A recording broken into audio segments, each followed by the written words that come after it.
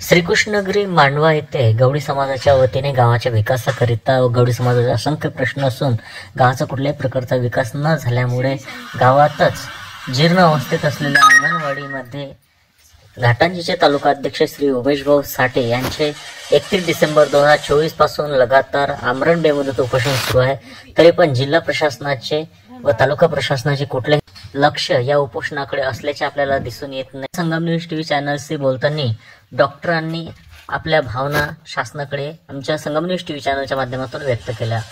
श्रीकृष्णनगरी मांडवा येथे जे उपोषण चालू झालेले 31 डिसेंबर पासून तर त्या उपोषणकर्ते जे आहेत 8 जण त्यांचे व्हायटल्स आता थोडे थोडे ढासळत आहे। शुगर वगैरे त्यांची कमी झालेली आहे।